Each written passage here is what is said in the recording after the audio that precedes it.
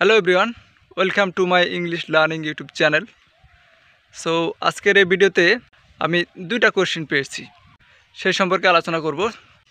প্রথমটা হচ্ছে যে ভাই আমি স্পোকেন শিখতে গিয়ে স্ট্রাকচারটা আগে শিখবো নাকি গ্রামাটিক্যাল আগে শিখবো। তো ভাই দেখেন, স্ট্রাকচার এবং গ্রামাটিক্যাল দুটাই হচ্ছে স্পোকেন ইংলিশের জন্য খুব গুরুত্বপূর্ণ একটা বিষয়। আসুন সেটা একটু আলোচনা করে দেখি। দেখেন, আপনি যদি স্পোকেন ইংলিশ খুব সহজে শিখতে চান, মানে অল্প সময়ের মধ্যে, তাহলে আপনাকে অবশ্যই স্ট্রাকচারের উপর ফোকাস করতে হবে। আমার স্বল্প জ্ঞানে যেটা আমি জানি সেটা আপনাকে বলতেছি যে আপনি যদি শর্ট টাইমে স্পোকেন ইংলিশ শিখতে চান, সেক্ষেত্রে কয়েকটি স্পোকেন রুলস আছে, সেগুলো আপনি মুখস্থ করতে পারেন। মুখস্থ করলে দেখবেন যে আপনি প্রয়োজনীয় যেগুলো বাক্য আপনি যেটাই মুখস্থ করবেন সে রিলেটেড অনেক বাক্য আপনি তৈরি করতে পারবেন, এবং এভাবেই আপনি আপনার ইংলিশ যে স্পোকেন স্কিল সেটা আপনি জোরালোভাবে এগোতে পারবেন। কিন্তু একটা সমস্যা আছে এখানে, সেটা হচ্ছে আপনি সহজেই ভুলে যাওয়ার সম্ভাবনা আছে। আপনি যদি একটু অমনোযোগী হন তাহলে আপনি অনেক কিছুই মিস্টেক করে যেতে পারেন, সেখানে গ্রামাটিক্যাল ভুল হতে পারে, এটা 100%। এই জন্য আমি বলবো যে আপনি যদি শর্ট টাইমে ইংলিশটা শিখতে চান আপনি স্ট্রাকচার ফলো করতে পারেন, আর যদি একদম লং টাইম ধরে আপনার ব্রেনের মধ্যে রাখতে চান অবশ্যই আপনাকে বলবো আপনি গ্রামারের উপর একটু ফোকাস করবেন, কারণ গ্রামার ছাড়া কোনো স্ট্রাকচার মেক হয় না। অবশ্যই গ্রামারের উপর নির্ভর করে একটা সেন্টেন্স, স্পোকেন স্ট্রাকচারের সেন্টেন্সগুলো।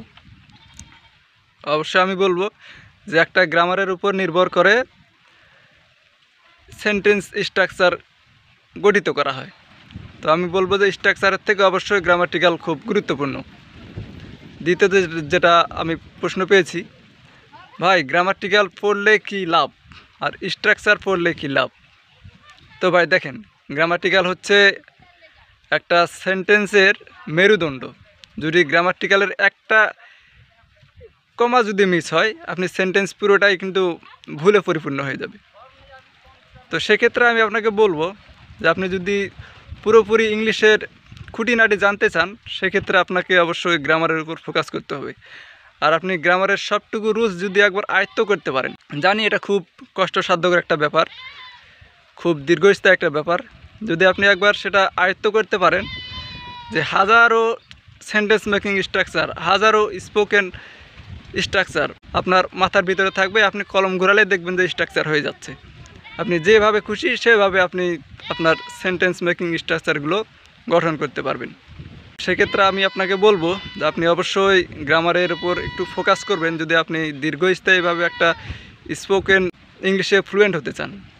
স্পোকেন ইংলিশের মধ্যে গ্রামারের গুরুত্ব কিন্তু কম না। যদি গ্রামারটা একবার শিখতে পারেন অবশ্যই আপনি ইংলিশে একদম 100-এ 100 পাবেন, ভুল হওয়ার কোনো চান্সই থাকবে না। সেক্ষেত্রে আমি বলবো স্ট্রাকচার থেকে অবশ্যই গ্রামাটিক্যালের গুরুত্বটা অনেক বেশি, অনেক উপরে। আপনি গ্রামাটিক্যাল শিখুন, সেন্টেন্স মেকিং অটোমেটিক হয়ে যাবে, স্ট্রাকচার অটোমেটিক হয়ে যাবে। তো এইটুকুই বলার জন্য আজকে আমি ভিডিওটি বানালাম। একটা ভাই আমাকে জিজ্ঞেস করেছিল যে ভাইয়া কোনটা আগে শিখব। অবশ্যই দুটাই শিখবেন, তবে আপনি যেহেতু নতুন অবশ্যই সেন্টেন্স মেকিংটা যে স্ট্রাকচার আছে সেন্টেন্স মেকিং স্ট্রাকচার এগুলো শর্ট করে দেখবেন, এবং ছোট ছোট গ্রামাটিক্যাল যে অংশগুলো রয়েছে, ভোকাবুলারি, সেন্টেন্স মেকিং যে স্ট্রাকচারের মধ্যে রয়েছে, আর্টিকেল রয়েছে, মডাল ভার্ব রয়েছে, প্রিপোজিশন রয়েছে, জিরান রয়েছে, এগুলো একটু একটু করে টাচ করবেন, তাহলে দেখবেন যে আপনার দুটোই একসাথে হয়ে যাবে, কোনোটা বাদ দিয়ে কোনোটাই করা যাবে না। আপনি গ্রামাটিক্যাল শিখতেছেন, স্পোকেন রুল বাদ দিচ্ছেন, আপনি স্পোকেনে এগোতে পারবেন না। আপনি স্পোকেন ইংলিশে ফোকাস করতেছেন, গ্রামাটিক্যাল বাদ দিচ্ছেন, আপনি অল্পতে ভুলে যাওয়ার সম্ভাবনা বেশি। তো তাই আপনাকে আমি বলবো যে আপনি দুটোর উপরেই ফোকাস করুন, কম আর বেশি। আপনি যদি গ্রামারে ফোকাস করেন বেশি, স্ট্রাকচারে একটু ফোকাস কম দেবেন। যদি স্ট্রাকচারে ফোকাস করেন বেশি তাহলে গ্রামাটিক্যালে একটু সময় কম দেবেন, কারণ দুটোতে আপনাকে ফোকাস রাখতে হবে। তাহলে দেখবেন যে এক সময় আপনি দুটোতেই পারফেক্ট হয়ে গেছেন। তো আমার ছোট্ট জ্ঞানে যেটা আমি জানি সেটা আপনাকে বললাম, আমি যেগুলো ফলো করে এত দূর পর্যন্ত এগিয়ে এসেছি আপনাকে সেটুকুই বললাম। আমি দুটোতেই ফলো করি এবং দুটোতেই নিয়মিত সময় দিই, কোনোটাতে বেশি কোনোটাতে কম।